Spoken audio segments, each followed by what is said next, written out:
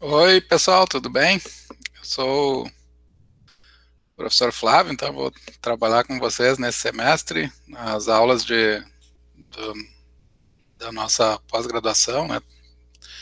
A turma tem alunos de mestrado e doutorado, então sejam todos bem-vindos, é um prazer enorme trabalhar com vocês. Eu vou fazer aulas online, a maioria, né? E vou colocar no Moodle, e aí vocês podem clicar na aula e daí vai abrir a janela. Vou tentar fazer aulas curtas, assim, para não ser muito cansativo. Essa primeira vai ser um pouco mais demorada, mas as demais eu vou tentar fazer aula drops, assim, mais condensados e mais curtos para vocês não cansarem tanto, né, de assistir aula. E aí, além da videoaula, vocês vão precisar assistir vão precisar ler, né, não assistir ler os textos e com base então na leitura do texto e das aulas, eu vou pedir para vocês fazerem um trabalho final, né? E a gente pode daí marcar uma reunião para tirar dúvidas sobre como fazer esse trabalho, né? E o que eu espero de vocês, né? Como pesquisadores, né? Nessa disciplina. A nossa disciplina, como vocês devem ter visto no anúncio ali do programa, é uma disciplina que discute desumanização, é um fenômeno moral, né, ético, e eu estou interessado principalmente nas emoções que acompanham processos de desumanização.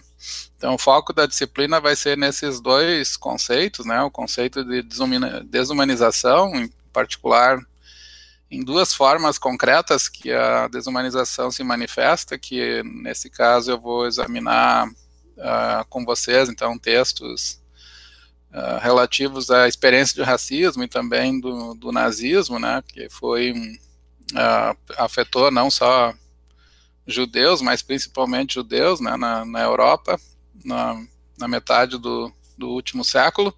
Então, eu vou tomar esses exemplos concretos, né, essas experiências de desumanização como pano de fundo para uma discussão que é principalmente ligada à ética em relação a grupos, né, de vítimas de algum tipo de opressão, ou racial, ou de outra ordem, né, ou política, e principalmente examinar como as emoções cooperam, né, e como elas podem ser importantes nesse tipo de experiência, né, como formas de resistência. Então, o que eu vou fazer na aula de hoje, então, é apresentar para vocês esse percurso da disciplina. Eu escrevi a aula, vou ler aqui para vocês e vou explicando.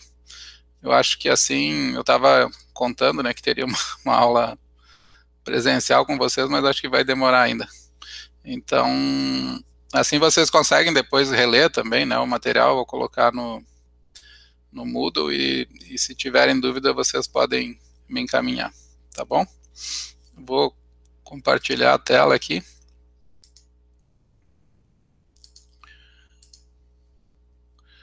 Então eu chamei o texto espero que vocês consigam ver aí, né, de desumanização e emoções. Eu vou iniciar fazendo um panorama geral da disciplina, depois eu vou explicar a minha motivação nessa disciplina, e com isso eu acredito, né, que vocês vão ter uma ideia bastante clara, assim, bastante próxima do que vai ser esse semestre de aula de 2021, né? Essa disciplina discutirá de modo introdutório o fenômeno social, político e moral da desumanização, e com mais detalhes as emoções envolvidas em contexto de desumanização, como o racismo e o nazismo. A desumanização tem sido objeto de discussão de diversos autores. Não será feito, né, não vou fazer isso, um exame exaustivo das teorias da desumanização. Tem uma literatura longa em filosofia sobre esse tema. Eu vou tomar um conceito, então eu vou apresentar uma caracterização já consagrada, e como ela explica as causas psicológicas, sociais e morais da desumanização, para depois, então, ver como o racismo e nazismo ilustram a perspectiva abordada. Nosso ponto de partida, então, das primeiras aulas vai ser um texto específico do David Livingstone Smith, chamado On Inhumanity, que quer dizer sobre a não humanização, digamos assim, né, ou a desumanidade, que oferece uma caracterização adequada e acessível. E depois, além desse texto, vão ser examinados também alguns outros textos que detalham como funcionam os mecanismos morais e psicológicos que levam à desumanização. Eu vou enfatizar principalmente o texto do Edouard Machery, que tem na bibliografia da disciplina, né, que aborda a psicologia social e moral da desumanização. Para ilustrar os temas e emoções discutidas também, com relação à desumanização, né, vão ser utilizados durante todo o curso relatos de sobreviventes dos campos de concentração nazista e também relatos de experiências de discriminação racial no Brasil, principalmente de fontes literárias, né, a literatura de testemunho do nazismo, né, é uma literatura bastante consagrada, mas as literaturas sobre discriminação racial no Brasil, pelo menos, elas não são autobiográficas, digamos, como a literatura relativa ao nazismo. Elas são principalmente textos literários que os personagens revelam, né, experiências de sofrimento, né, de base racial. Então, tem algumas exceções, né, tem a Carolina Maria que tem um texto, né, que é literário e autobiográfico ao mesmo tempo. Tem um texto do Lima Barreto também, que eu gosto muito, que é as memórias do escrivão Isaías Caminha, mas a maior parte dos textos, então, são textos de literatura mesmo, né, então são personagens fictícios que refletem sobre experiência de sofrimento racial. Então eu vou, em alguns momentos da disciplina, vou usar esses textos literários também para ilustrar as emoções que eu estou procurando compreender, né, e como que elas foram tematizadas por esses autores. O segundo passo da disciplina, então, consiste em examinar as emoções que aparecem nesses contextos. Então, o conjunto dessas emoções é amplo e não será integralmente examinado. Serão selecionadas algumas emoções que são mais frequentemente mencionadas em relatos sobre experiências de desumanização. E a análise dessas emoções, então, presentes nesse contexto, ela exige uma compreensão inicial sobre o que são emoções, especialmente dos seus componentes, né? Então, assim como a parte inicial da disciplina, assim como vai ser uma discussão sobre o que é desumanização, também vai ter uma discussão preliminar sobre o que são emoções. Então, antes de iniciar o exame de emoções particulares que surgem em contexto de desumanização, será preciso entender o que são emoções e quais são os componentes das emoções. Eu vou centrar o desenvolvimento, então, do programa num tipo de abordagem das emoções, que é chamada de abordagem ou teorias cognitivistas, né? As teorias cognitivistas dizem que as emoções são compostas, né? Ela tem entre seus componentes, e elas consideram que esse componente é o componente essencial, e por isso a abordagem se chama cognitivista, né? Que as emoções têm componentes cognitivos, né, do tipo de juízos ou crenças, e que esses componentes cognitivos, então, eles são, uma vez que eles não estejam presentes, digamos, nas emoções, elas deixam de ser, o que individua uma emoção em relação a outra é o componente cognitivo, né? Então, se vocês pensarem no medo, por exemplo, o medo é um juízo de que um certo animal é ameaçador, ou uma certa situação é ameaçadora, quando alguém está me assaltando, por exemplo. E se eu retiro esse juízo, né, o medo desaparece, né? Ninguém tem medo de formigas, por exemplo, né? Porque a gente entende que as formigas podem fazer mal, mas não são ameaçadoras como um cachorro, sei lá, alguma coisa assim. Então essa é uma maneira muito simplificada. Depois vocês vão ver que tem abordagens um pouco mais sofisticadas, né? Mas essa de uma maneira bastante simples é o que os cognitivistas dizem sobre emoções, né? Que elas são avaliações do ponto de vista dos nossos daquilo que nós consideramos importante, né, ou consideramos que é um risco para o nosso bem-estar, né. Então, as abordagens cognitivistas são aquelas que afirmam que o traço central que deve ser adotado para entender as emoções são pensamentos, crenças ou juízos envolvidos nas emoções.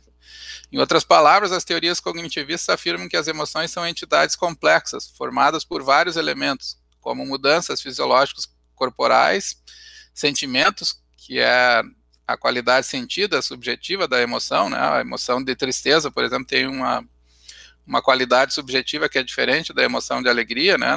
Na tristeza a gente sente uma certa dor, um certo mal-estar. Na alegria nós nos sentimos abertos, dispostos, receptivos. Essas diferenças de sentimentos que acompanham cada uma das emoções são importantes, tanto quanto as reações corporais, né? Mas as mudanças também comportamentais são aceitadas, são reconhecidas pelos cognitivistas, mas eles sustentam que o componente cognitivo é central, né? Que pode ser um pensamento ou um juízo, como por exemplo aquele cachorro é ameaçador, ou está todo mundo olhando para mim, deve ter algo errado comigo, né? Como acontece no caso da vergonha. Então, o termo ameaçador e vergonhoso, nesse último exemplo, indicam que avaliamos, os termos, né? Indicam que avaliamos ou apreciamos situações como boas ou más a partir da sua relação com aquilo que é importante ou valioso em nossos projetos, compromissos e objetivos. Assim, algumas descrições da natureza das emoções, sentir medo do cão, por exemplo, significa dizer que ele põe em risco minha vida, que ele é uma ameaça.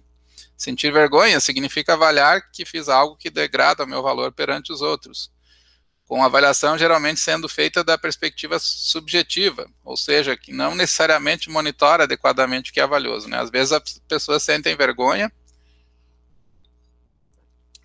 por convenção social, né? A calça está rasgada, por exemplo, né? Mas não é objetivamente, digamos, algo que alguém deveria se envergonhar.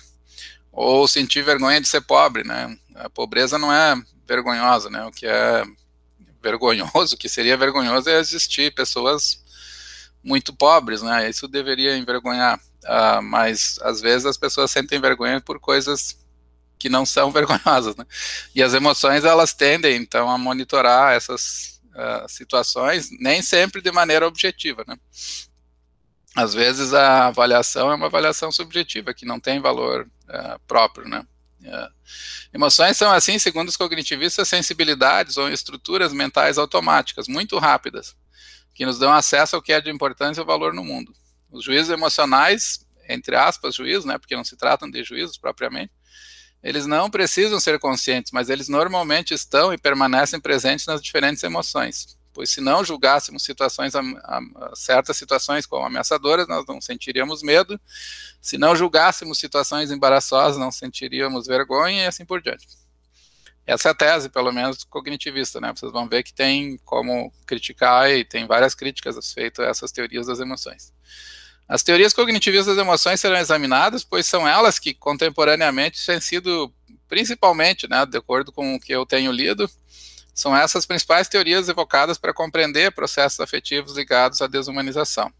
Então, os autores que examinam a desumanização tendem e quando eles escrevem e refletem sobre emoções que aparecem em contexto de desumanização, essas abordagens geralmente fazem referência a processos como esses que eu mencionei, de convenção social, de uma certa ideologia, digamos, que é construída e que acaba influenciando processos, tanto para processos que promovem desumanização através do estímulo a certos afetos, quanto processos que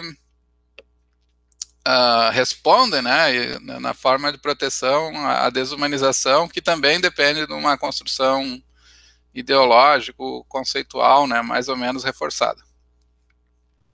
Então, as teorias cognitivistas vão ser examinadas por essa razão. Elas eu acho importante, aqui é importante entender uma abordagem cognitivista para compreender como que a desumanização está associada com emoções, As emoções desumanizadoras, então, que ajudam a desumanizar, elas são frequentemente associadas, vinculadas, induzidas por estereótipos que são cultivados socialmente com finalidades políticas. O nazismo, por exemplo, então, isso fica bem claro aqui que não são emoções, né? Eu vou insistir um pouco nisso, não são processos emocionais naturais, né? Vocês sabem que as emoções, elas têm sido caracterizadas, né, como programas de resposta natural, né, uma espécie de padrão, existe um padrão afetivo natural, e esse padrão afetivo natural, ele foi resultado de milhares e milhões de anos, né, de evolução. Então, nós temos as respostas emocionais que nós temos hoje, o tipo, pelo menos, básico de resposta, porque elas foram vantajosas do ponto de vista evolutivo em algum momento, né? Então, a solidariedade intragrupo, por exemplo, essa experiência de sofrer o luto, por exemplo, quando alguém morre, né? É uma emoção que ela teve um papel de coesão social importante na história da evolução humana. E ela se tornou, então, uma emoção que nós carregamos, né, conosco até hoje. Mas isso não significa que esses processos emocionais naturais, digamos assim, eles não sejam também apropriados culturalmente ou apropriados socialmente. E na medida em que ocorre, isso eu vou chamar isso de carregar, né, a emoção com representações, né? Na medida em que esses processos ocorrem, a emoção que tinha uma certa direção, ela pode assumir outro tipo de direcionamento, né, que é dado pela cultura. Então vocês vão ver, né, que certas emoções, por exemplo, elas adquirem uma manifestação muito específica, né, em função das pessoas serem criadas dentro de uma certa cultura determinada, né. A raiva, por exemplo, ela tem uma expressão, geralmente, né, a raiva é uma emoção mais comum entre que se expressa, né, mais naturalmente na forma de xingamentos, e esses xingamentos, eles tendem a ser xingamentos de um tipo que visa rebaixar, né, o adversário, a pessoa que despertou a raiva. Então, são xingamentos que a pessoa vai ser inferiorizada, digamos assim, né, quando o agressor, né, o perpetrador a pessoa que está reagindo, né, com raiva, ela vai sempre procurar dar uma verbalização que segue certos estereótipos, certos padrões sociais, né, de agressão. Então, isso mostra que as emoções, elas nunca, pelo menos nas sociedades contemporâneas, elas nunca são inteiramente desreguladas, assim, né, em relação a padrões sociais. Elas seguem uma certa padronização e linguística, comportamental, né. E no caso aqui da degradação, então vocês vão ver que tem um trabalho social de inferiorizar certos grupos, e então as emoções que normalmente elas reagem, né, como emoções de, por exemplo, perceber o sofrimento desses grupos, elas acabam fazendo uma avaliação do tipo contrário, né, tipo, esse grupo, sei lá, é pobre, né, então eu vou sentir nojo de pobres, né, ao invés de sentir compaixão pela pobreza. Eu posso transformar uma resposta que surgiria normalmente, né, numa resposta de tipo contrário. Então, o nazismo, por exemplo, ele foi precedido de uma longa propaganda derrogatória dos judeus, né, uma propaganda que consistia em compará-los a animais, pragas ou doenças, o que ajudou a ativar emoções como nojo e desprezo por judeus e em grupos, né, de pessoas que não eram judias. Processos similares são empregados na desumanização de ciganos na Europa até hoje, negros no Brasil e outros grupos étnicos em diversos países. Então, as duas primeiras sessões da disciplina, eu vou enfatizar, então, esses elementos de base conceitual em torno do que é a desumanização e como nós devemos compreender, nesse sentido aqui, pelo menos, nesse contexto, o que são as emoções, como que elas atuam, né, nos processos de desumanização. Uma vez compreendido minimamente o que é a desumanização e o que compõe as emoções, nós passaremos então a examinar um conjunto de emoções que levam seres humanos a desumanizar outros seres humanos, principalmente através do racismo contra negros e judeus. A divisão da análise, então, das emoções foi feita obedecendo esses dois registros. Tá? Então, essa agora, eu acho que fica claro aqui para vocês um primeiro panorama geral, né, da disciplina. Então, ela vai ter dois passos iniciais, vão ser as nossas primeiras aulas, de natureza mais conceitual, né, eu vou discutir, examinar teorias, uma teoria, né, com certo detalhe da desumanização e também uma teoria com certo detalhe do que são emoções. E a partir daí, então, a gente vai passar para o segundo estágio, né, que eu chamei aqui de análise das emoções que cooperam com a desumanização. Ou seja, as emoções que frequentemente aparecem nas pessoas que desumanizam, que serão chamadas no curso, na disciplina, de opressores ou perpetradores. As emoções fundamentais aqui serão, que eu vou examinar, serão o ódio, o nojo e o desprezo. Como nosso interesse não estará voltado propriamente para situações de violência extrema, como linchamentos ou crimes de extermínio, mas para o processo psicológico de desumanização, como a retirada de status, que não é necessariamente seguida, né, de violência, mas ela costuma, né, ela pode ser e tende a levar, né, a violência, mas não necessariamente. A transformação de humanos em algo menos do que humano, né? As emoções, então, eu vou examinar não as emoções no contexto de violência extrema, mas no contexto em que envolve a retirada de status, a transformação de humanos em algo menos do que humano, onde as emoções de nojo e desprezo serão mais consideradas que o ódio, né? Mas está claro que tanto o ódio quanto o horror têm um papel central nesses contextos. Isso é só para dizer, então, que eu vou focar nessas emoções um pouco menos assim, radicais, um pouco menos extremas, né, que são nojo e desprezo, para tentar entender como que a desumanização é construída. O ódio também vai ser tratado, mas um pouco menos. E o horror, que é uma outra emoção, né, eu não vou abordar. Uma forma de colocar esse ponto consiste em dizer que o ódio e o horror são emoções extremas, necessárias para ativar a violência homicida ou genocida, enquanto o desprezo e o nojo são processos mais cotidianos, são processos praticados à luz do dia. E por isso eles enfrentam menos travas na nossa experiência e contribuem, mas assim como as emoções mais violentas, eles contribuem de maneira insidiosa para a retirada de status e para licenciar, né, ou para abrir a porta para a violência. São principalmente essas emoções, então, que eu vou procurar delinear e examinar num primeiro momento, depois do estado inicial, né, de discussão do que são emoções e do que é a desumanização. A segunda etapa da disciplina, então, ainda dentro da segunda etapa, né, da análise das emoções, agora o foco não vai ser mais nos perpetradores, né, nas pessoas que desumanizam, mas as pessoas que sofrem, que são alvo de desumanização, né, que eu chamei aqui de vítimas da opressão, e nesse caso interessa as emoções tanto de resposta quanto as emoções de resistência. Tem uma diferença aqui entre emoção de resposta e emoção de resistência, né?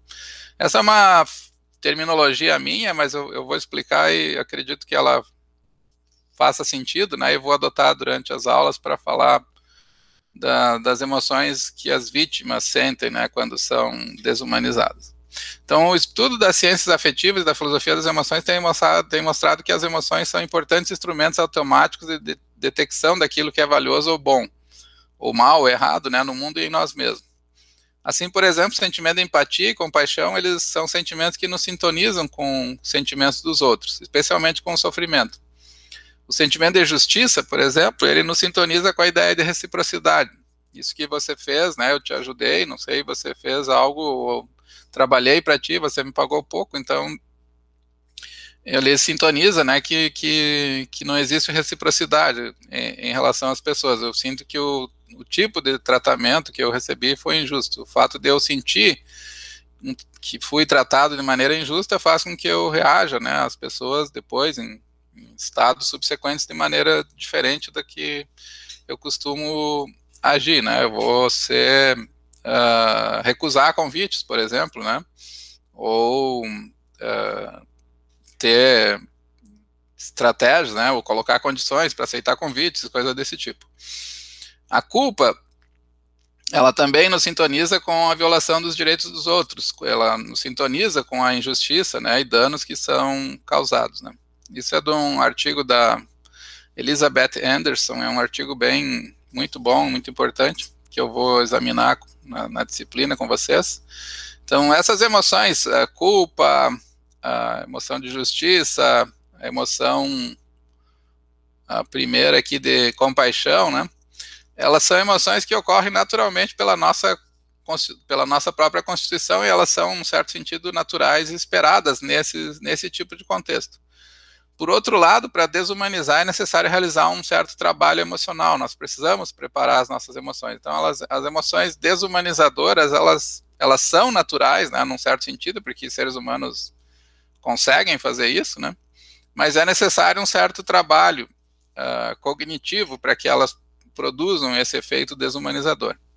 Assim, por exemplo, soldados são treinados para matar, pois sabe-se que comportamentos de destruição e o complexo de emoção que esses comportamentos, de emoções que esses comportamentos disparam, não são comportamentos naturais, mas precisam ser ensinados e aprendidos, né? A maioria dos soldados sofre de estresse pós-traumático, porque eles têm, né, soldados em combate, né, atiradores, etc., e os que não sofrem, né, eles desenvolvem estratégias, né, de isolamento, né, do sofrimento, e algumas são efetivas e outras nem tanto, né. Então, muitos soldados facilitam seu trabalho entre aspas, facilitam seu trabalho na guerra desumanizando seus inimigos, comparando-os a animais como cães ou insetos, pois assim fica mais fácil fazer algo que é, do ponto de vista psíquico, custoso, né, porque nós não é, digamos assim, para um ser humano normal, criado em condições normais, nós não somos preparados para reagir e interagir com outros seres humanos sob a forma da violência, né, destruindo, matando, mutilando, né, outras pessoas. Toda vez que isso acontece, né, tem um custo psicológico muito alto. Então, as emoções, elas são como que preparadas no treinamento militar para que esse tipo de processo, né, seja, a pessoa consiga passar por ele, né, e ainda se manter equilibrada, saudável. Mas existe muito, né, muitos casos de estresse pós-traumático, né, nos países, nos Estados Unidos, por exemplo, tem o custo, né, de tratamento de pessoas que voltam da guerra com danos, né, psicológicos é altíssimo, né, eles têm clínicas, se investe muito, né, em compreender como lidar com emoções, né. A Nancy Sherman, uma filósofa que eu gosto muito, ela tem se dedicado a isso, né, nos últimos anos, estudando como que soldados podem curar feridas emocionais de processos ligados à guerra, né. Então, aqui é um tema, né, dá para ver claramente, assim, que é um tema cujos processos emocionais, eles dependem de processos de outra ordem, né, processos cognitivos. Uma pessoa não consegue causar sofrimento sem sentir empatia, né, ou dor pelo sofrimento. E para que ela faça isso e não sinta, né, é preciso de um processo cognitivo paralelo. Se o inimigo, então, não é um de nós, ou se ele é menos do que um humano, eu posso matá-lo, né, sem me sentir um monstro desumano. Como explica Elizabeth Anderson, tipicamente é necessário uma ideologia para bloquear sistematicamente as respostas morais naturais que nós temos, como sentir compaixão ou respeito por outras pessoas. As ideologias aqui, então, fazem o papel de carregar cognitivamente as emoções, fazendo com que as emoções, carregar cognitivamente, significa que eu vou tomar, né, a resposta emocional, mas dar a ela um direcionamento cognitivo, né, que foi construído, não é um direcionamento tradicional, né, ou como resposta reativa natural. fazendo com que as emoções não sejam coordenadas com padrões de respostas usuais, mas com representações do mundo social e seus habitantes, especialmente com as respostas que as pessoas dão umas às outras no mundo social. A ideologia atua, assim, nesse sentido, vinculando emoções com práticas sociais e respostas emocionais culturalmente estruturadas que subscrevem essas práticas. Aplicando esse princípio para a relação entre grupos sociais distintos, por exemplo, a relação dos supremacistas, que são brancos americanos, ou brasileiros ou europeus, e grupos que são alvo de opressão do supremacismo racial, como judeus e negros, por exemplo, nós podemos perceber que as ideologias da injustiça funcionam bloqueando a ativação de sentimentos morais de indignação ou sentimentos de justiça ou sentimentos de respeito em contextos em que seria natural experimentar esses sentimentos. Segundo Anderson, portanto, uma série de estratégias são empregadas para esse fim, para que se consiga bloquear a sensação de que algo injusto está sendo feito, que se consiga bloquear a sensação de que certas pessoas não estão sendo respeitadas na sua dignidade. Então, uma série de estratégias são desenvolvidas, uma delas é inferiorizar as vítimas, por exemplo, representando as vítimas como vermes, ou sujeitando essas pessoas a rituais de humilhação, ou privando as pessoas de acesso ao saneamento, para que se desperte, né, nojo e desprezo por elas. Forçar vítimas da injustiça a um estado de desespero dispara desprezo. O nojo também dispara um sentimento de que os objetos, naquilo que em relação ao qual eu sinto nojo, são sujos, o que provoca distanciamento moral e suprime a empatia. O desprezo esvazia o respeito por seus alvos. Desenvolver emoções desumanizadoras direcionadas a um grupo, assim, é uma forma de promover violência ou opressão em relação a esse grupo, ou considerar, né, essa violência e opressão como algo natural, até mesmo como uma coisa desejada, porque como eles não são um de nós, como eles são inferiores a nós, como eles são sujos, como eles são vagabundos, como eles são trapaceiros, ou algo desse tipo, né? Então, toda essa série de emoções coopera para processos de desumanização. Em conexão com a abordagem de Anderson, Alison Jaguar é uma outra filósofa americana.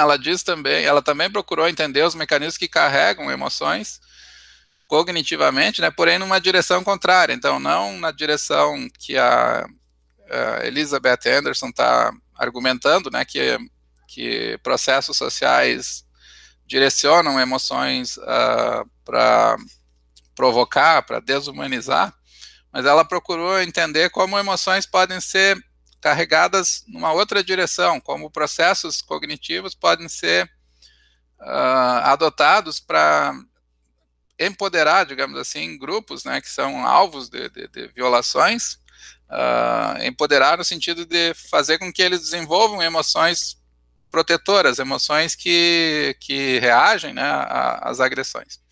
Ela chama isso de outlaw emotions, né? Eu traduzi por emoções proscritas, emoções, talvez uma emoção, um termo mais chamativo aqui, seriam emoções marginais, né?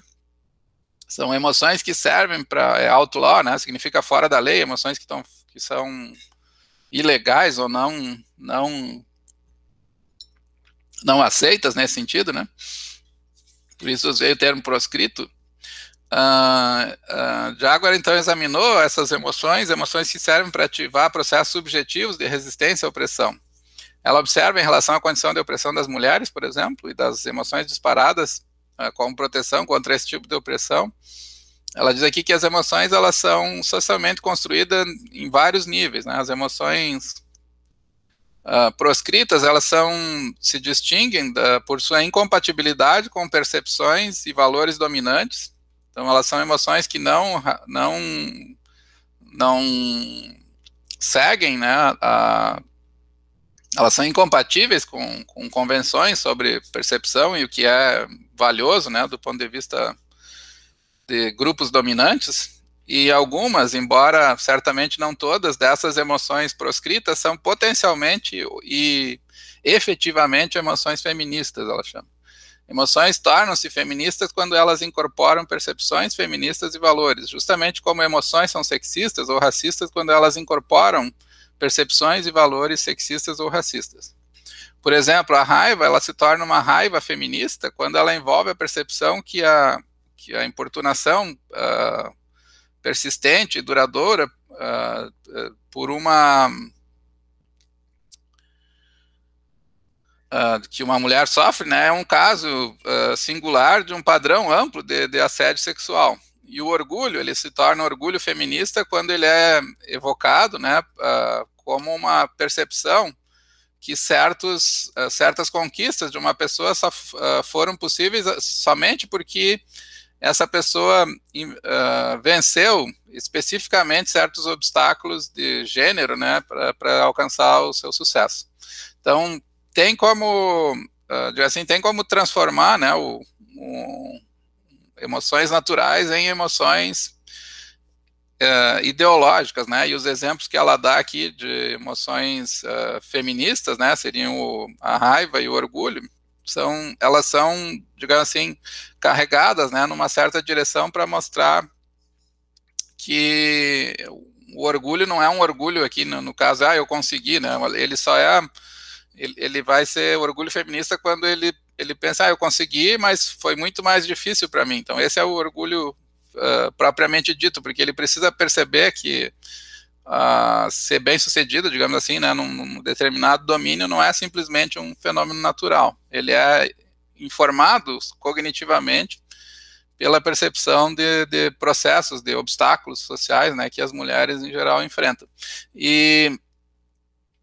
Então, isso também acontece, né, esse é o ponto que eu estou sugerindo, isso também acontece com relação a grupos que são alvo de opressão, aqui no caso de desumanização, né, que aqui tem uma discussão, não vou focar nesse ponto, né, o foco da disciplina é o racismo e o nazismo, mas vocês poderiam talvez argumentar que inclusive mulheres sofrem, de certo modo, ou talvez de modo específico, né, não só de certo modo, mas existem padrões específicos, né, de desumanização das mulheres também.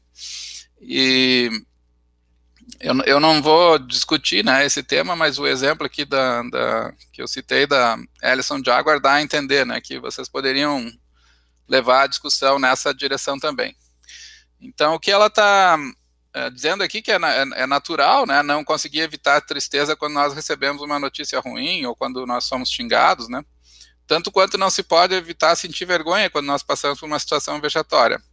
Mas nós podemos aprender, educar e direcionar nossas emoções através do processo de valoração e carregamento cultural afetivo independente, tanto no sentido de desumanizar o outro, como a Elizabeth Anderson chama atenção, quanto no sentido de resistir à desumanização, como a Alison Jaguar chama atenção, né? Eu posso direcionar a minha raiva, né, para que ela seja uma raiva de proteção, que eu reaja, né, às agressões. Ela vê então uma raiva que avalia o mundo, né, como sendo marcado por certas ofensas e que eu não posso aceitar essas ofensas de maneira natural, tenho que reagir a elas, né? Algumas formas de vergonha são impostas e podemos resistir a elas, como a vergonha do status social entre pessoas pobres.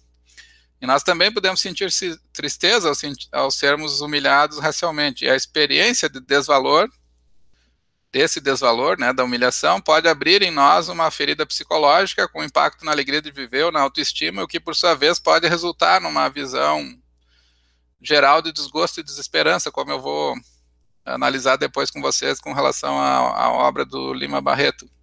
Mas tanto as respostas de vergonha quanto de tristeza, elas podem ser trabalhadas preparando o self para reagir e resistir às tentativas de inferiorização e desumanização impostas. Uma forma de reagir à tristeza é desenvolver raiva da humilhação racial. A raiva, então, aqui ela se torna uma emoção de autodefesa. Essas emoções de resistência, que têm o papel de autoproteção e de nos, entre aspas, aqui, energizar para resistir a impulsos e violências linguísticas ou físicas, elas são geralmente preparadas por processos narrativos, muitos de caráter político, né, tanto individual quanto coletivo. As emoções de resistência, que então são importantes instrumentos de sobrevivência por parte das vítimas de opressão. A raiva tem sido utilizada nessa direção, assim como a indignação moral, né? Eu vou falar principalmente da raiva e da indignação, que eu acho que são as duas emoções que mais têm tido, né, material e discussão na literatura sobre esse ponto. Então na parte do agressor ali, do perpetrador, que eu me chamei, a gente vai examinar o nojo, o desprezo, e na parte da vítima, aqui o principal emoção que eu vou enfatizar é a raiva, né, e também essas emoções existenciais de perda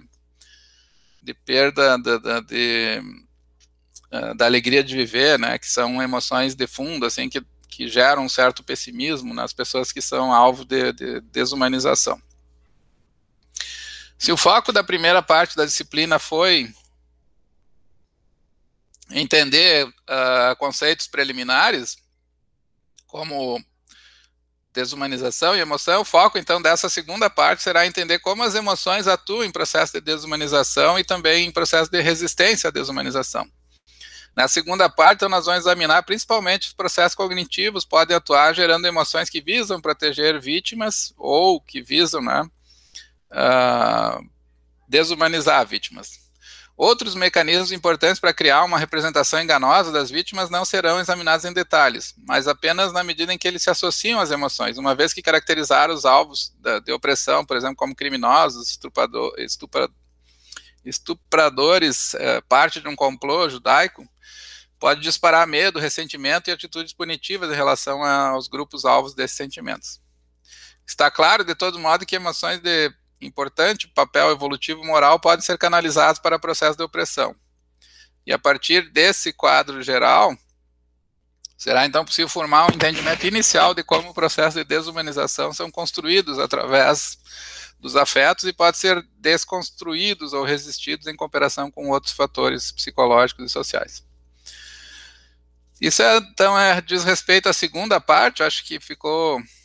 Imagino que tenha ficado claro para vocês que tem dois momentos aqui. Então, o primeiro é entender o que é emoção, entender o que é a desumanização. Depois, no segundo momento, entender como que as emoções desumanizam. Depois, como que as emoções protegem pessoas desumanizadas. E aí, o terceiro passo da disciplina é pensar nas emoções de responsabilidade dos opressores. Geralmente, depois que processos como, por exemplo, no nazismo, esse é um ponto que foi muito enfatizado, né, existe na Alemanha, existe até hoje, né, uma espécie de culpa coletiva, né, pelos crimes do nazismo. E, então, aqui a questão é ver como as pessoas que desumanizam, digamos, tendem a reagir quando elas se sentem responsáveis pelos danos que são causados, né, e o foco aqui vai ser a culpa. E também naqueles casos em que as pessoas sobrevivem, né, ou superam situações de trauma, como o trauma do racismo, o trauma dos campos, né, ou da tortura, ou de outros tipos de violência, né, como que essas pessoas afetivamente tendem a reagir. E aqui, no caso das vítimas, então, uma emoção importante é o ressentimento, mas também tem o perdão, né, e no caso dos opressores tem a vergonha, a culpa e o arrependimento, né. Mas essa parte aqui vai ser analisada assim um pouco mais brevemente, né, eu vou fazer referências ocasionais, não vai ser um foco central, né, da análise. Eu vou falar um pouco da culpa, do ressentimento, né, que são a culpa dos agressores e o arrependimento que eles podem sentir, e também do ressentimento das vítimas, que geralmente é superado através de algum tipo de perdão. Mas eu vou aqui examinar, elas são emoções muito sofisticadas, né, eu não vou ter tempo de fazer uma análise detalhada, né, eu vou dar mais atenção para a primeira parte ali, que eu chamei de emoções que desumanizam e emoções que protegem, né. Aqui seriam emoções de alguém que, essa terceira unidade seriam emoções de alguém que aceita que errou, digamos assim, né, e no caso da vítima, que tem que avaliar se perdoa o dano, né, que sofreu, ou se supera o dano que sofreu, né. E o ressentimento é uma emoção aqui que é importante no caso da vítima, porque muitas formas de trauma, elas não tem como a pessoa se libertar, né, do trauma vivido. Então, esse é o núcleo, né, das preocupações nessa terceira unidade. Na quarta unidade, então, a terceira vai ser bem mais curta, né, inclusive aqui no texto eu deixei menos espaço para chamar atenção para isso, né? Vai ser as referências aqui vão ser bem mais limitadas. Na terceira parte da disciplina, eu vou fazer uma mudança de direção, então o foco ainda se trata de emoções, né, mas não mais as emoções diretamente, mas é uma discussão que eu queria apresentar para vocês, também queria discutir com vocês, que diz respeito ao tipo de virtude moral, o tipo de exigência, né, o tipo de experiência moral que pessoas que vivem em condições de injustiça, de opressão, desumanização, sentem, né? Pessoas que são agentes morais, né? No sentido próprio, né? Não pessoas que não, indiferentes, né? Ao sofrimento. Então, serão examinados contextos de altruísmo e heroísmo, e esse é um ponto importante, porque muitas pessoas que viveram, né, no caso do nazismo, isso é bastante claro, né, elas viveram em contextos de perseguições, né, elas mostraram um comportamento altruísta, um comportamento heróico, né, de tentar esconder judeus que eram perseguidos, né, mas ao mesmo tempo esse comportamento colocava em risco as suas vidas, né? Então a situação dessas pessoas era sempre uma situação que a Lisa Tesman chamou de onerosa, né? Que ela tem uma virtude onerosa, a virtude de pessoas que lutam contra a injustiça, elas são virtudes que têm um custo muito grande, são elevadíssimo, né? Do ponto de vista moral. E o custo principal é um tipo de sofrimento. Lutar contra a injustiça, ela desperta, digamos assim, um tipo de virtude, né? Faz a gente levar uma vida virtuosa que não é uma vida feliz, é uma vida, num certo sentido, de tormento, é uma vida de sofrimento, né? Porque pensa na pessoa que protege, que abriga um refugiado, né, em casa. Ela vai ter uma série de custos, porque as pessoas precisam comer, precisam dormir, precisam se esconder. Ela vai ter, então, todo o desgaste material, digamos assim, de estar cuidando de alguém, né, e não é uma coisa, eu não sou pago por isso, né? Às vezes até alguns conseguiam contribuir, mas a maioria não tinha, não tinha fugido, né? Não tinha recursos, era fugitivo de campos ou de alguma cidade, né? Migrando para outra, então elas não tinham nenhum recurso e elas precisavam ser protegidas, então tem esse custo já simplesmente de ser bom, né? De fazer a coisa certa. Mas também tem um custo que a pessoa tem, né, de não conseguir fazer mais, né, do que ela poderia, né, que é salvar mais pessoas, né. Então, mesmo que a pessoa faça a coisa certa, ela vai viver a vida, né, numa espécie de conflito, assim, porque ela salvou mas deixou milhares morrerem, né, e eu vou tentar ilustrar isso para vocês com vários exemplos, né, de pessoas que enfrentaram, né, esse tipo de conflito, assim, o Primo Levi tem um exemplo bem interessante dele tomando, ele encontra água, né, ele toma água, mas primeiro ele toma, né, e depois ele lembra que tem um outro colega dele com sede, tem várias pessoas no campo com sede, e ele chama esse colega dele, né, e ele toma uma gota, duas, não sei, que tinha na torneira ainda, mas ao mesmo tempo então ele sente que fez a coisa certa, mas que ele tinha que escolher entre a própria vida e a vida de outras pessoas, que isso é um tipo de egoísmo, né, ele faz a coisa certa, mas mesmo assim a coisa certa é limitada, né, porque em contexto de grande opressão eu não consigo ser virtuoso, né? Não é alguma coisa que gera satisfação, né? No final, ele gera um tipo de ônus, né? De dor que acompanha as pessoas, né? Tanto que muitos sobreviventes eles acabaram se suicidando depois, né? Porque a avaliação que eles faziam é que a vida deles significou que o fato deles estarem vivos significa que alguém morreu, né? Que é uma coisa pesadíssima, digamos assim, né, do ponto de vista moral, para alguém conseguir suportar, né. Então, a Tesma observou que a moralidade ela é vivida subjetivamente em contexto de opressão de uma forma que sempre gera conflitos morais internos, gerando um peso ou um ônus para agentes morais responsáveis. É conhecida a cena final da lista de Schindler, né, onde ele se auto-penitencia por não ter salvado ou não ter conseguido salvar mais judeus. Ou seja, situações de injustiça e opressão elas geram uma espécie de conflito moral interno, onde as demandas competitivas forçam os mais virtuosos a deixar algum dever não preenchido. E não é um dever, né? Porque muitas vezes eles se expõem para fazer isso, né? É uma espécie de heroísmo, né? E os atos superrogatórios, né? Os atos heróicos, eles não são atos que a gente poderia cobrar alguém por não ter feito, né? Ninguém é punido por não ter escondido, ou não faz muito sentido, né? Exigir que uma pessoa protegesse ou escondesse pessoas perseguidas porque ela estava pondo em risco a sua vida, a gente entende, né, quem não fez isso. Mas mesmo que as pessoas façam, então, mesmo que elas tenham, mesmo que elas façam isso, elas vão continuar tendo um ônus, né, um sofrimento, porque elas cumpriram um certo dever, mas ao mesmo tempo elas carregam remorso ou tristeza, algum outro tipo de resíduo emocional, porque elas não puderam fazer, né, mais do que conseguiram, né, mais do que foi feito.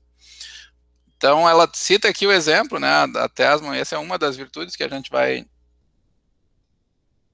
examinar, ela chama de virtude de sensibilidade ao sofrimento do outro, é uma virtude moral, eu me sensibilizar com o sofrimento de outra pessoa, e essa virtude, no contexto do nazismo, significou que a pessoa tinha que optar entre a indiferença, não fazer nada, e o risco de morte, né, e os dois casos, ela tem um custo, né? É oneroso, né? Eu não posso ficar indiferente porque eu vou me sentir um monstro e se eu ajudar eu vou me colocar em risco e também é uma situação dolorosa, né? O resultado então é que quem decide prestar auxílio se coloca numa condição de aflição que não pode ser resolvida, pois a indiferença com a dor parece errada, mas também prestar auxílio pode significar um risco à própria vida. Então, viver moralmente em contextos opressivos, como em sociedades racistas ou em regimes totalitários, exige um tipo de virtude que ela desperta, né, virtudes que têm sempre um custo, são virtudes onerosas, são virtudes que carregam um peso extra, principalmente na forma de resíduos emocionais. E na parte final, então, da disciplina, nós vamos examinar essa abordagem, particularmente nos aspectos vinculados à exaustão emocional e moral em contexto de justiça e opressão. Aqui tem toda eu não vou entrar aqui nessa apresentação inicial, mas tem toda uma discussão com relação à expectativa, né, que ser um sujeito moral significa que a pessoa vai, pelo menos na abordagem tradicional das virtudes aristotélicas, a vida dela vai ser, digamos assim, uma vida boa ou significativa, né, ou uma vida plena, né, no sentido tradicional, né, grego, das virtudes como sendo uma espécie de florescimento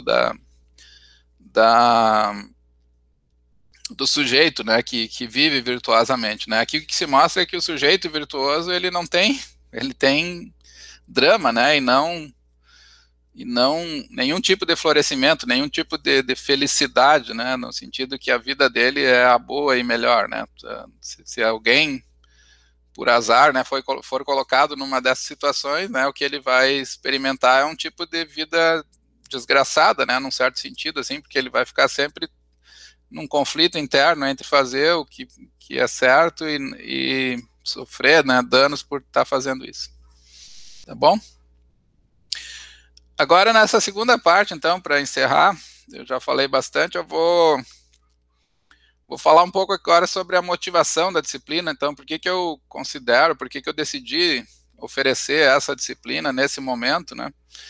Eu tenho razões, digamos assim, de ordem pessoal e também razões de ordem estrutural, né, de contexto, digamos assim, para a gente discutir e pensar sobre esses temas, né? Eu acho que tem acontecido, assim, a nossa situação político-moral, né, ela tem provocado esse tipo de pensamento, então a disciplina, de certo modo, responde a essa provocação temporal, né, que é o momento vivido.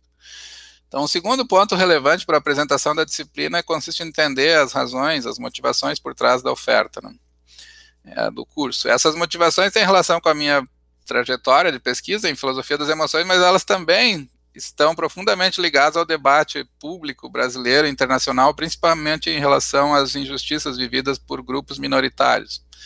Aqui, judeus também, né, eu esqueci de colocar aqui, mas principalmente mulheres, gays e negros têm tido um foco um pouco maior, mas judeus também estão sendo perseguidos em várias partes do mundo, né, como vocês viram nas manifestações, naquela invasão do Congresso americano, né, recentemente.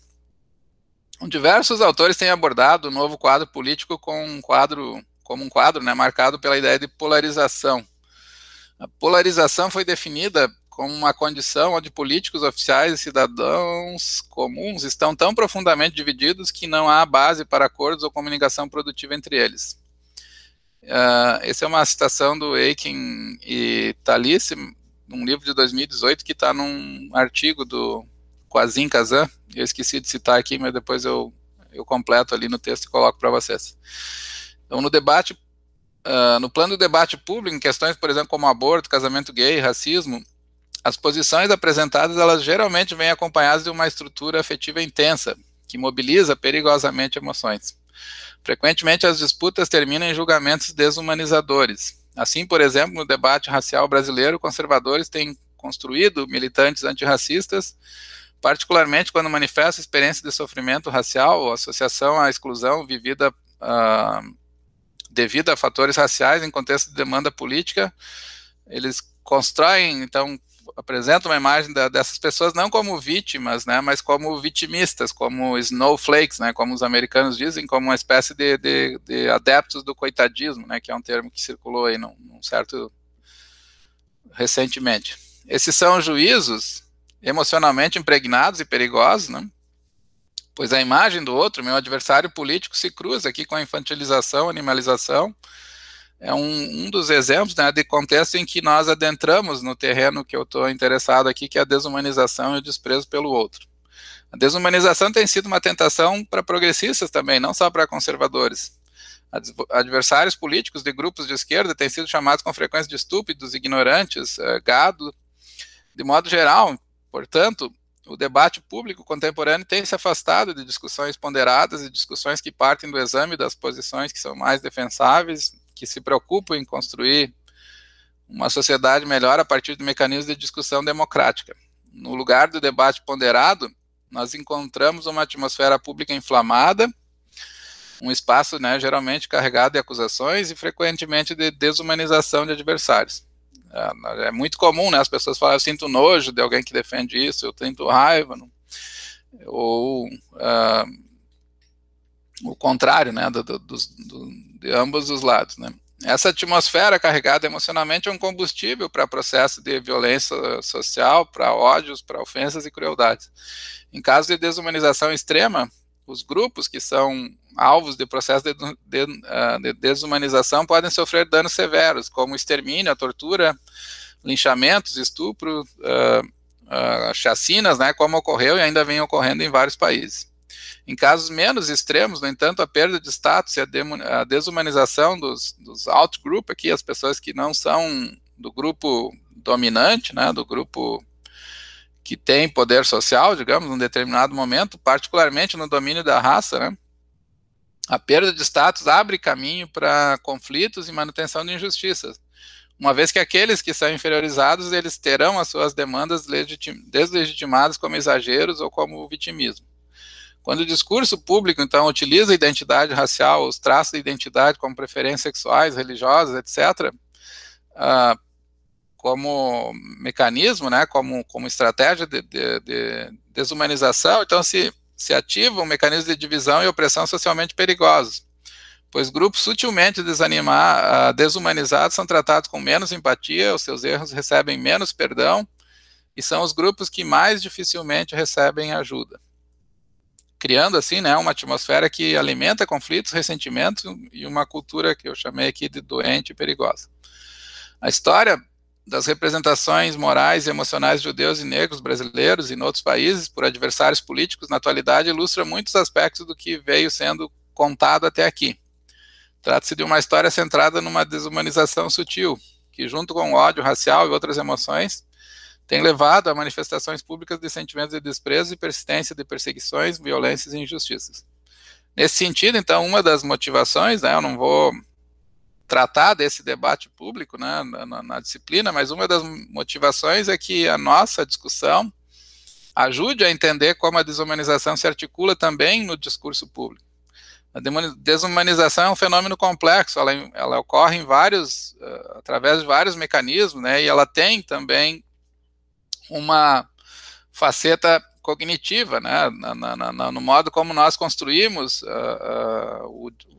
as considerações sobre grupos distintos, no modo como o que nós sentimos em relação a esses grupos, né, que é o que a gente vai examinar, mas também na memória social, e também, né, esse é o ponto que eu queria enfatizar aqui, né, por isso que eu estou insistindo nas emoções, eu defendo essa tese, tenho defendido, estou escrevendo sobre isso, né, eu considero que muitas respostas intelectualizadas, a forma como nós racionalizamos problemas sociais, ela se deve, né, em grande parte, a mecanismos afetivos de fundo que são ocultos, né, e que os próprios sujeitos não percebem, né, que eles estão atuando.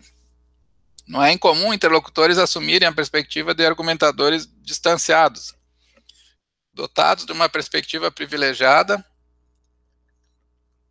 a partir da qual juízos e inferências se fazem, né, juízos e inferências neutras sobre determinados grupos.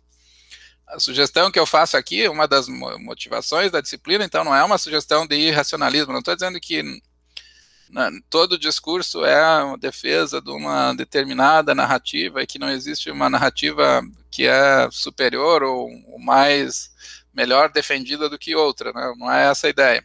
Mas o que eu estou sugerindo aqui é que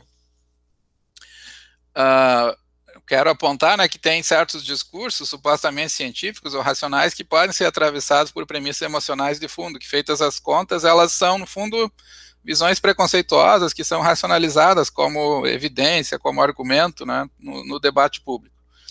O filósofo sobrevivente de Auschwitz, Jean Amery, por exemplo, ele observa na introdução do livro, Além do Crime e Castigo, que o tipo de esclarecimento do horror nazista que transcorreu na Europa, ele não deve ser definido de forma demasiado estreita, pois ele abarca muito mais do que a dedução lógica e a verificação empírica. Além desses aspectos, né, ele diz, além da dedução lógica, a verificação empírica, o esclarecimento do horror nazista inclui o desejo e a capacidade de especulação fenomenológica, da empatia e de exploração dos limites da razão. Ele completa essa observação sobre os limites da razão, exaltando a relevância de registrar a dimensão afetiva do esclarecimento do horror nazista. Ele diz, né, nada foi cicatrizado. Onde está escrito que o esclarecimento é despido de emoções? O contrário me parece verdadeiro. O esclarecimento só pode realizar sua tarefa quando ele age com paixão. Esclarecer experiências de horror, então, ele lembra, né, esse é um texto que a gente vai examinar em aula do Amery, né, ele lembra que envolve muito mais do que ser capaz de produzir objeções ou certos argumentos contra, né, os nossos adversários. Fenômenos como o horror e a violência e processos de sujeição como o racismo, eles exigem um tipo de sensibilidade e percepção que dá menos precedência para a racionalidade, juízos frios e mais ênfase, né, isso que ele está dizendo, uma compreensão completa tem que levar em conta a subjetividade e os afetos. Esclarecer o racismo exige, nesse sentido, caminhar na direção oposta àquela de uma sensibilidade racionalista que sempre pede para superar o trauma, parem de falar nisso, parem de falar no sofrimento, de exorcizar o fantasma, né, como geralmente se faz. É o que compreender certas experiências exige, né, é uma perspectiva afetiva, né, como eu estou sugerindo aqui, e essa foi uma das motivações, né, eu acho que tem um problema sério no discurso público aqui, que é sempre a tentativa de imputar, de levantar objeções, mas isso que você diz não se confirma, né, como se outros componentes, né, da experiência não fossem relevantes, né. No caso do nazismo, a gente vai ler o texto do Améry, é muito, muito claro, né, ele diz que num certo período na Europa se focou na reconstrução, na superação do trauma, né, e eles, mas como eu vou superar o trauma, né, como que é uma violência exigir, né, de quem foi vítima do campo, quem foi vítima de tortura, que ele supere o trauma, né? É uma violência afetiva, uma injustiça afetiva, né? E então eu vou tentar mostrar que certas... desculpa, eu não vou tentar mostrar, porque esse não é o foco, né? Mas uma das motivações que me fez sugerir essa disciplina é justamente para pensar como certas formas de discurso público elas tendem a dar uma moldura objetiva para um fenômeno que, em última instância, é um fenômeno subjetivo, é uma forma de sofrimento, e para entender o sofrimento não existe como entender o sofrimento pedindo que as pessoas superem, né, a dor, né? A dor não é uma coisa objetiva, né? O crime, né, como o Améry diz, né, não é alguma coisa objetiva. Nós temos tido, então, dificuldade de consolidar essa perspectiva integradora de racionalidade e afeto nos debates que envolvem desumanização. Na verdade, os nossos parâmetros de análise e crítica têm sido um tanto quanto violentos, pois insistem na ideia de superar o passado e seguir em frente, esquecendo as violações que perduraram na história e que se repetem teimosamente na atualidade. As críticas à contínua afirmação do sofrimento, da experiência do racismo, que recusam o drama e o trauma, vendo na contínua afirmação da dor um mau instrumento político, uma forma de aprisionamento sem efetividade prática, né? Os críticos dizem isso, né? Mas talvez essa é uma das sugestões, então não vou desenvolver isso, mas essa é uma das sugestões que eu queria levantar, uma das motivações da disciplina, pensar que talvez esse tipo de exigência que as pessoas superem, né, que afirmar o sofrimento é uma forma é um mau instrumento político, é uma forma de aprisionamento, né, as pessoas que insistem nisso, talvez esse seja um caso, né, de injustiça afetiva, uma forma de desumanização em última instância, né, porque tu exige que a pessoa não tenha, que a experiência dela não seja tratada com o valor, né, que tem para essa própria pessoa, né. Muitos sobreviventes dizem que a dor é algo que mantém essas pessoas vivas, né. Então, como que eu vou pedir para que ela tenha uma atitude de superação, né, que foque no futuro, alguma coisa desse tipo, né, e não fique sempre olhando para o passado. Como ideal humano, nós não podemos esperar que as pessoas não vivam sua dor.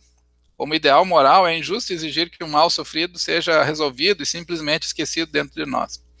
Uma abordagem mais completa de formas de desumanização, como racismo e nazismo, exige encontrar um caminho navegável entre esse apelo violento à racionalidade e um cultivo adequado de passionalidade e subjetividade, entre superar a dor e talvez não conseguir se libertar dela e ser prisioneiro da sua verdade. Então, esse percurso, então, essa parte final aqui foi mais uma explicação das motivações, mas aí eu queria, nessa primeira aula, então, apresentar para vocês o que vai ser o programa, né, mais geral da disciplina no semestre, e então eu vou continuar encaminhando para vocês gravações de aula a aula, né, desses temas, e também vou manter contato com vocês por e-mail, eventualmente a gente pode fazer uma reunião pelo Google Meet, né, mas o que eu queria colocar, né, nessa aula de hoje, inicial, então, é como a disciplina vai funcionar, geralmente com vídeos, né, que nem esse, não com texto, como eu fiz hoje, mas com slide, provavelmente, e assim a gente vai conduzindo, né, e vocês vão ter mais liberdade aí também para assistir quando tiverem tempo, né, para acompanhar, né, as aulas, não precisa ser necessariamente no horário da aula. E aí depois as outras questões eu posso combinar um dia com vocês para a gente discutir trabalho, né, e avaliação, esse tipo de coisa. Tá bem? Um abraço, então, até nosso próximo encontro.